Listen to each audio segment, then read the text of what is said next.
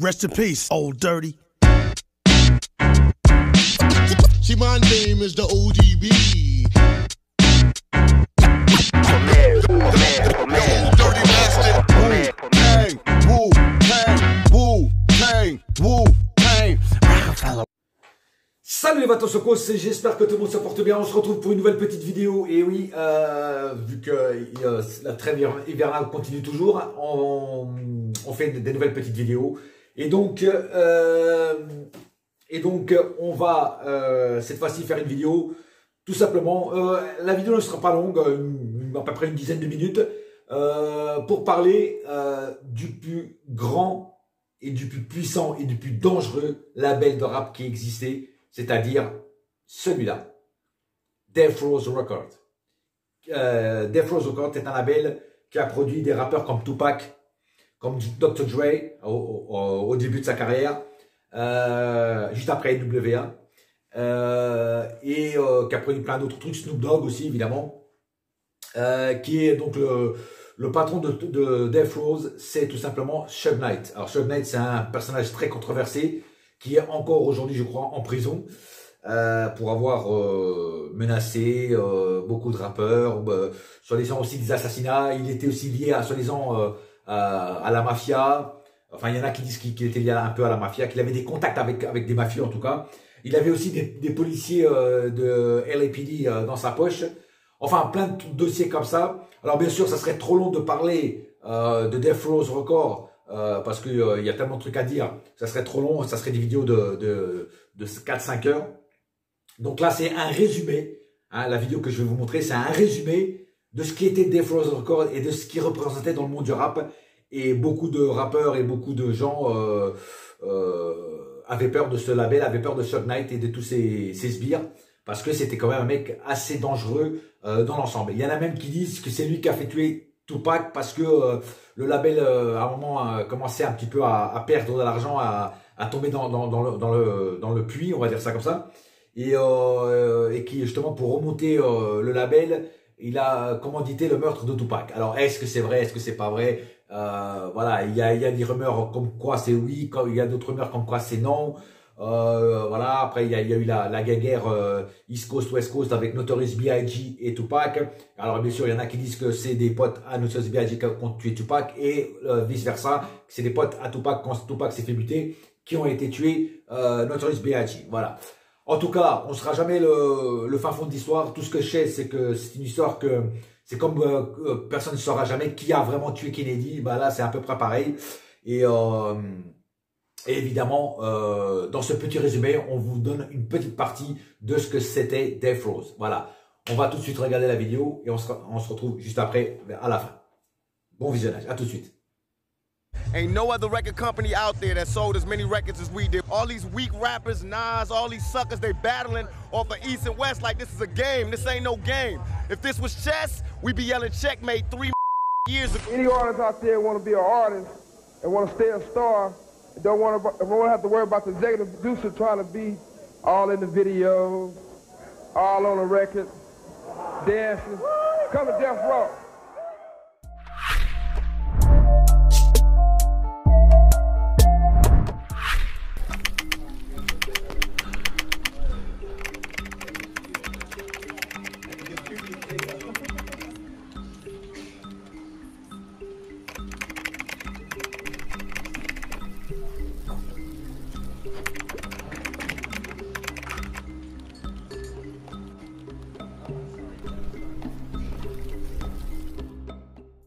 Après s'être enfin libéré des griffes de Jerry Heller, Dr. Dre n'avait envie que d'une seule chose, c'était reprendre la musique. Et pour ce faire, il avait besoin d'artistes qui pourraient faire de Death Row le label incontournable dans la musique. Suge, qui s'occupait de faire connaître le label dans le quartier et dans la ville, va lui ramener plusieurs pépites californiennes, notamment un génie de Long Beach, un certain Snoop Dogg. Dès leur arrivée, ils se mettent à travailler sur la bande-son du film Deep Cover. Il en sortira un single désormais iconique qui popularise un nouveau Dre, qui fera de Snoop Dogg son protégé et mettra Death Row sur la carte.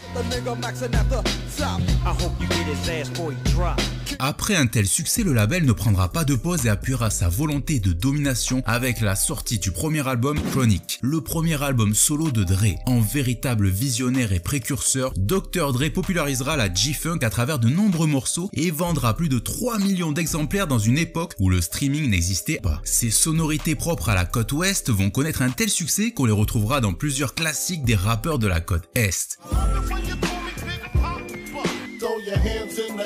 Ayant toujours comme objectif de devenir l'un des plus grands labels, Dre va se mettre à produire le premier album de Snoop Dogg, Doggy Style. Après 2 ans de travail et une pression importante des fans, l'album sort de manière précipitée en novembre 93. Le chemin vers le succès étant déjà tracé dû à la qualité et au retour de l'album, un obstacle de taille va se présenter sur leur chemin. Snoop Dogg sera accusé de meurtre alimentant le débat, critiquant le gangsta rap pour être contre les valeurs américaines, dégradant les femmes noires et encourageant la violence envers les policiers. 3 things wrong with gangster rap and misogynist lyrics. It is obscene, it is obscene, it is obscene. Pris pour cible par un membre d'un gang adverse, le rappeur plaidera la légitime défense. Poursuivi par la victime, Snoop conduisait la voiture pendant que son garde du corps, McKinley Lee, lui tire dessus. Suite à cette affaire qui a traumatisé le rappeur, il a juré d'arrêter de rapper sur le meurtre, ce qui a évidemment déçu beaucoup de ses fans et de ses amis. Ce revirement de situation n'empêchera pas au label d'atteindre son apogée en 1996. Un an avant, ce sera Da Dog Pound qui sortira Dog Food, acclamé par la critique, réel classique avec des morceaux tels que Let's Play House.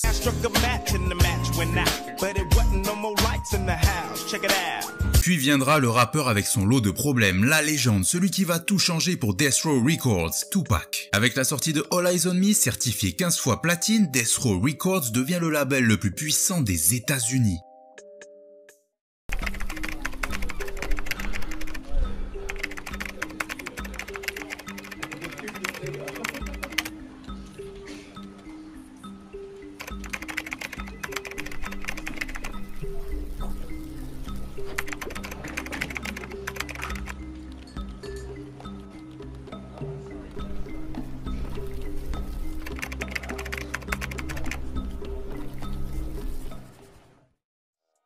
Ce meurtre serait le résultat d'une vengeance initiée par Suge Knight, car plusieurs personnes avaient suspecté Wolf d'être derrière le meurtre de son ami et garde du corps Jake Roberts en 1995. C'est précisément ce meurtre qui va démarrer la guerre entre la East et la West Coast. En tuant Anthony Jones, le meilleur ami et garde du corps de P. Diddy, il ne faisait que prolonger cette guerre démarrée en 95. Suge était proche de Big Mish, qui lui était l'un des fondateurs de la Black Mafia Family, l'un des gangs les plus puissants des États-Unis. C'est donc pour cette raison que l'affaire n'a jamais été résolu. Personne n'osait témoigner contre la BMF au risque de mourir. Cependant, il faudra attendre les Sources Awards de 95 pour que la guerre démarre officiellement. Any artist out there want to be an artist and want to stay a star and don't want to have to worry about the executive producer trying to be all in the videos, all on the record, dancing. Come to Death Row. À la suite de la cérémonie, Dre sera notamment hué quand il recevra le prix du producteur de l'année, tandis que P. Diddy, lui, tentera d'apaiser les tensions. L'exemple le plus connu de l'embrouille East-West restera Hit 'Em Up, sûrement l'un des clashs les plus violents et vulgaires de tous les temps. Tupac s'en prend à quasi toute la scène new-yorkaise, de Biggie à Mobb Deep, en passant par Lil Kim ou encore la totalité du label Bad Boy. Comme vous le savez tous, il prétendra également avoir couché avec Faith Evans, la femme de Biggie. La guerre fait rage pendant des années entre les rappeurs de Los Angeles et de New York. Da Dog Pound ira même jusqu'à tourner le clip du morceau New York New York au beau milieu des rues de la grosse pop. On verra Snoop Dogg détruire des buildings. Cette guerre prendra finalement fin en septembre 1996 avec le décès de Tupac, puis 6 mois plus tard ce sera au tour de Biggie d'être assassiné. La controverse fait vendre, et ça, Suge le savait. Il va être jusqu'à encore aujourd'hui l'incarnation type du gangster, et toutes les histoires autour de sa personne ne vont faire qu'augmenter la légende de ce personnage. Suge et son équipe ont trouvé la parfaite tempête de controverses. Est-ce vrai ou faux? Cela n'avait pas d'importance, tout avait l'air convaincant. L'une d'entre elles est vraie, et notamment filmée lorsque Suge décide de renverser et tuer un ancien ami, Terry Carter, sur le parking d'un fast-food, ce qui lui vaudra d'écoper de 28 ans de prison. Parmi ces histoires, il y a celle où Suge Knight aurait balancé le rappeur Vanilla Ice par le balcon en le tenant par le pied pour lui racketter les droits de diffusion de son hit.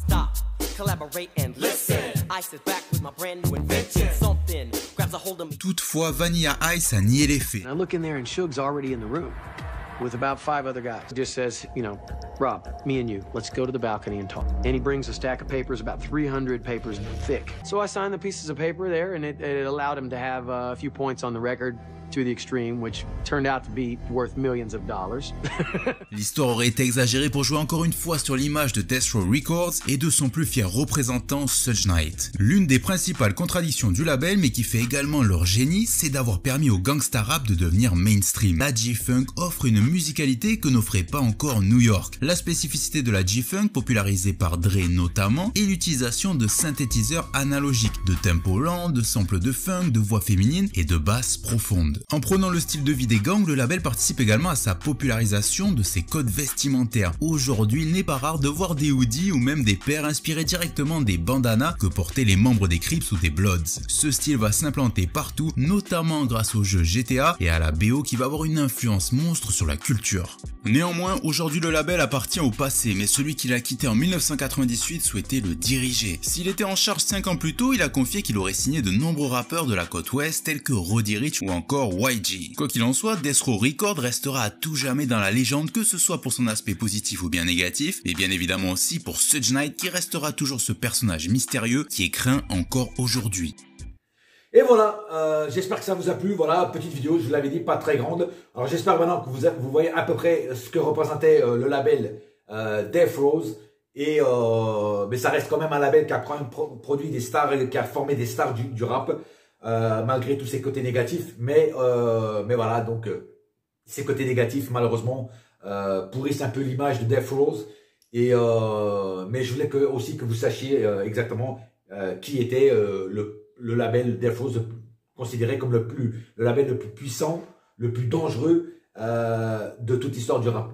Voilà. En attendant, on se retrouve bientôt pour de nouvelles vidéos, et en attendant, restez hip-hop. Bouya!